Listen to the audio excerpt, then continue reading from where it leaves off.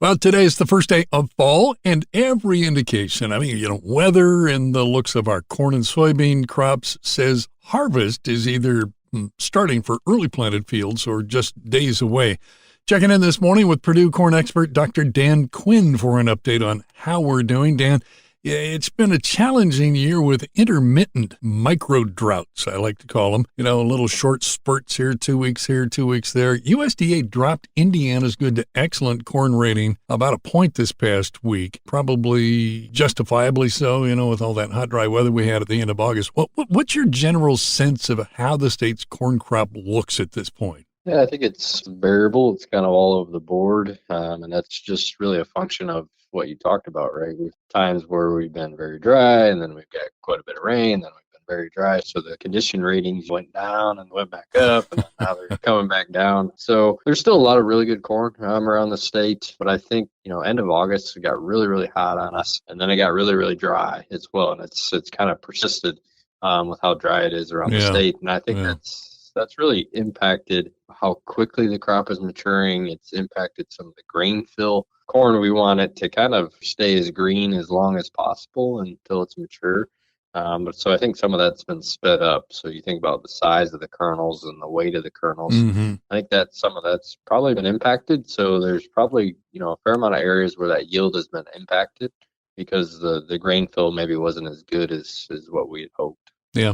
Any guess based on what you've seen traveling around the state as to what our average yield might be? Yeah, so if you look at the USDA, they originally predicted 195, which is tied for state record. I wouldn't expect it to be that high. Yeah. But there's still a lot of really good corn out there. And Yeah. I think we're, still around that 190 range, 191. So I think there's still really good state yield averages. So I still think we're in that 190 range. Still pretty good. Yeah. You mentioned grain fill, certainly a critical time there at the end of August when we got all that hot, dry weather. You penned an article here recently that I found really fascinating about leaf senescence. A couple of lines in there. You said previous research has associated both an extended grain fill period and sustained leaf greenness, which indicates delayed senescence, as two contributing factors to improvements in grain yield. And as I look around, I'm seeing a lot of stuff getting into the tail end of September that's looking pretty green.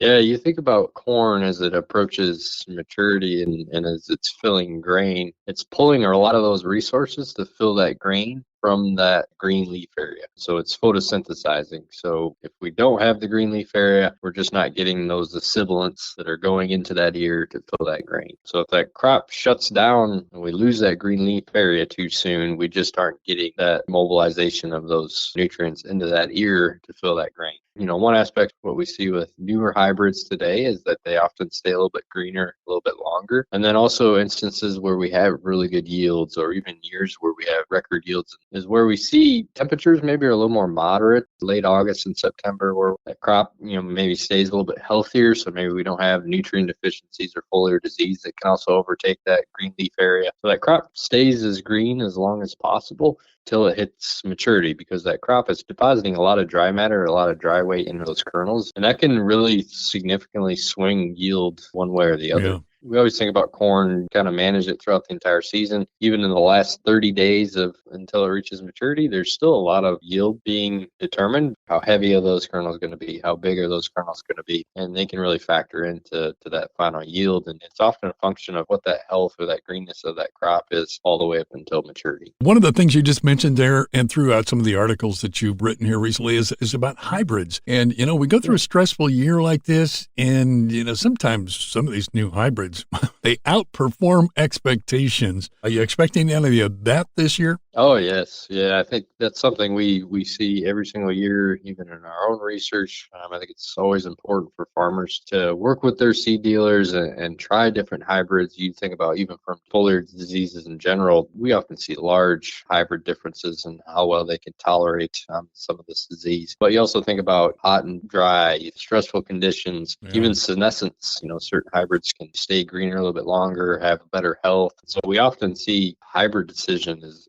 really, really important. And finding those hybrids that are consistent and resilient. And we talk about how big of swings we've had this year. Yeah. Okay, what are the hybrids that can withstand a lot of that and push through that and still yield what they need to? I think that's really important. Well, it's kind of a good news, bad news situation where we have a year like this because it's going to push hybrids and give us an idea of how well they do. But at the same time, the stuff that's not going to survive that kind of stuff. Dr. Dan Quinn, lead corn expert at Purdue University. Thanks so much for your time. I always appreciate connecting with you. Yeah, thanks, Rob. Appreciate it. Podcasts by Federated Media.